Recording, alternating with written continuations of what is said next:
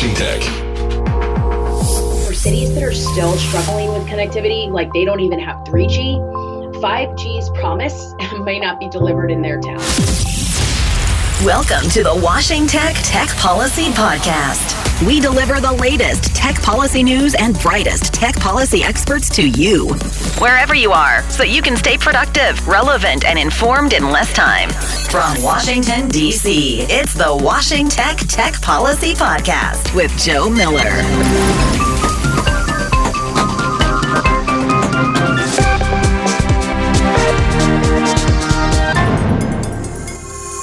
Capital One is the latest victim of a massive data breach. Mitch McConnell blocked 2 election security bills, and Francella Ochillo is my guest today.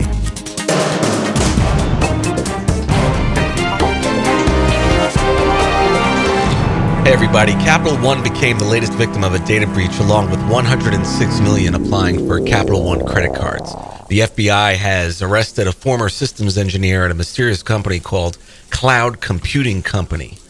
Paige Thompson allegedly gained access to Capital One data by intentionally accessing a computer containing the data without authorization. Home addresses and social security numbers were all compromised. The company says the breach happened in late March of this year, but the FBI complaint states that it happened sometime between the end of March and July 17th.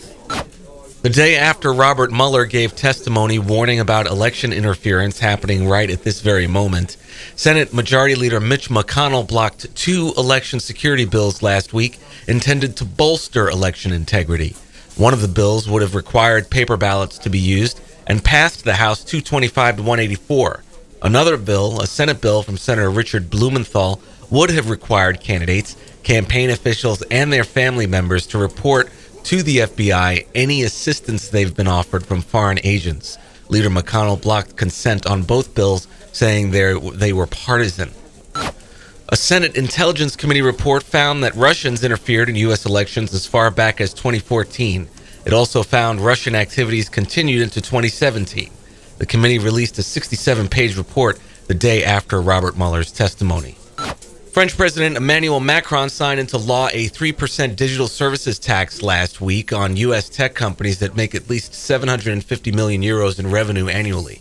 President Trump said he intends to retaliate, that only the U.S. should tax American-based companies, and that American wine is better than French wine. Hawaii Representative Tulsi Gabbard sued Google last week, claiming that the company censored her presidential campaign advertisements. The complaint alleges that by suspending Gabbard's presidential campaign's Google Ads account for several hours last month, that Google effectively censored her. Google says that they have an automated system that flags unusual activity. Gabbard is claiming $50 million in damages. The Justice Department has approved the proposed $26 billion T-Mobile Sprint merger. However, a lawsuit brought by several state attorneys general needs to be resolved before the merger takes effect.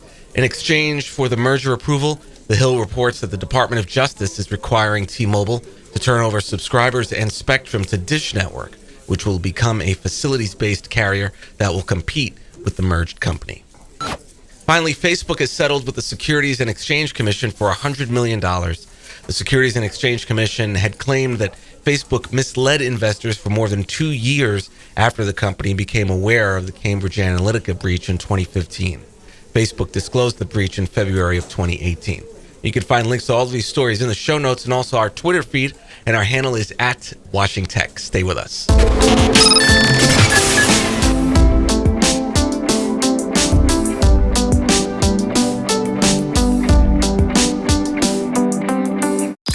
You're plugged into the Washing Tech Policy Podcast, the inclusive voice of tech policy.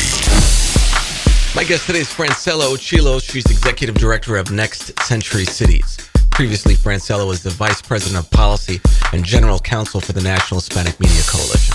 Francella is a digital rights advocate who is committed to expanding access for underserved and unserved communities. Having worked for more than a decade with government and public interest organizations, she understands the challenges associated with getting various stakeholders to agree on connectivity solutions. Francella is based in Washington, D.C. and is a member of the District of Columbia Bar. She earned a BS in Marketing from Morgan State University in Baltimore and a JD from John Marshall Law School in Chicago. Please welcome Francella Ochillo.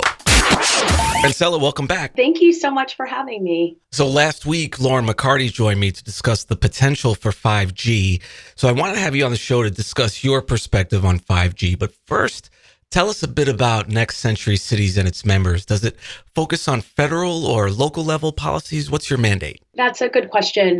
Next Century Cities is a nonprofit, bipartisan organization based here in Washington, D.C. that represents cities across the country. And so our members span all the way from Hawaii to the tip of Maine.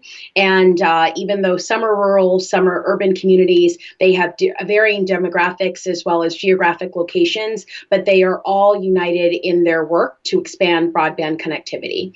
So what we do is we focus on how federal policies supports local deployment.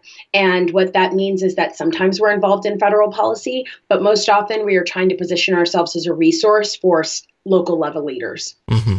And so what resources does Next Century Cities provide for cities who are struggling with things like connectivity? I know you have a broadband ready toolkit. Yes, the Broadband Ready Toolkit is one of our prized possessions. It's a resource that's available on the website, not only to members, but it essentially features member stories and essentially lessons learned from cities across the country who are solving connectivity issues.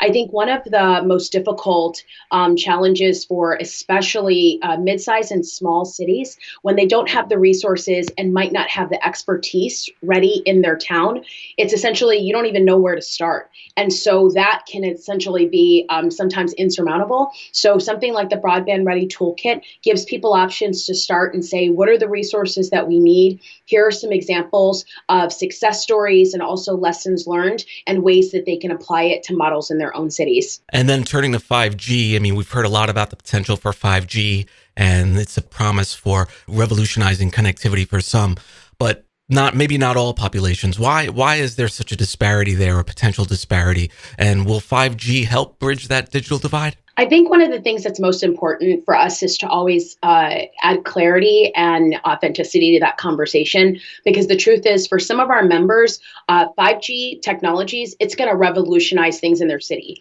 It's going to allow them to create apps that increase civic engagement. They're going to be able to launch safety initiatives. Some of them are going to be able to create remote learning and telemedicine possibilities that would otherwise be impossible. However, for cities that are still struggling with connectivity, like they don't even have 3G, 5G's promise may not be delivered in their town. So I think that it's important for us to always clarify that if you have connectivity, 5G is going to introduce all sorts of new possibilities that we haven't imagined yet. However, for those who are still struggling to get connected, it isn't necessarily going to be the tool that it's made out to be. So in terms of bridging the digital divide, Francella, what do you see as sort of the opportunities that 5G creates? I think that 5G is one part of the larger solution. I think that we need to think about connecting people in innovative ways, in forward-thinking ways, and we need to be aggressive. So 5G might be the answer in maybe an urban community that is going to have lots of small cell deployment, and they're going to have high connectivity. It's going to decongest networks. But maybe in smaller and mid-sized towns, we need to keep chipping away at what are other ways that we can connect people. That means teaching people how to build their own networks when essentially federal and state policies aren't making that possible. And that also means tapping into talent in lots of different places and bringing new people into the conversation that can help build networks in a way that we haven't envisioned yet. And so cities who aren't part of NCC yet, what's the process like for membership? Well, good news. Next Century Cities membership is at no charge to members. What we're interested in is building our network. And we want to bring in members who are working on connectivity, whether it's digital access or digital equity initiatives. We're interested in having you in our network. And so you can go online, and when you go under nextcenturycities.org, there's an option for find out more about membership. And you fill out that first evaluation, and we will follow up from there. Awesome. Well, Francella, thanks for joining me. Thank you so much for having me today, Joe. Now let's turn to your icebreaker, as always, and your career advice. And you've already done this. It's obligatory. Your pick for our book this week.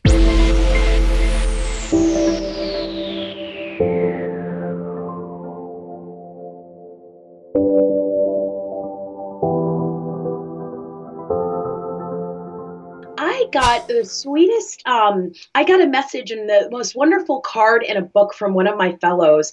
And so I am actually finally reading Michelle Obama's book, Becoming. So is that okay? Yes. So I know that lots of people got to it months ago, and I actually went to her book tour. I was there when she stopped by here in Washington, D.C., but I hadn't read the book yet. So I am about 100 pages into that delight. So that's what's the first thing on my list right now. What's your favorite time of day and why? My favorite time of day is probably the morning because it's the most hopeful. And my favorite meal is breakfast. So you just can't go wrong with mornings. Yeah, mornings are my thing too. You can get so much work done. Yes. So a younger professional comes to your office looking for advice on working and finding their way in DC. What do you tell them? Number one, hard work will always be rewarded. I think that we live in an age when whether it's young professionals sending me emails about coffee or people wanting something that's immediate, I think that it speaks volumes when I run into young professionals who are willing to put in the work and don't need all of the praise. And I think that sometimes because people get a lot of instant gratification on whether it's their social media feeds or maybe just from their networks, I think that sometimes we miss opportunities to just do the work and let that speak for itself. Yeah, absolutely. And sometimes in the short term, it seems like the hard work isn't paying off, but for a lot of folks, hard work is what they have. So you need to exploit that as much as possible. Amen to that. Francella, always a pleasure. Thank you, Joe. That concludes episode 195 of the podcast. Thanks so much for listening. If you like what we do, we'd love to hear from you. Please take a moment, head over to Apple Podcasts, give it a review. It helps others to know what they can expect from the show and really helps us out. Thanks again for listening, and I won't see you next week. I won't be here next week, but I will return to you on Tuesday, August 6th. So I'll see you then. Take care.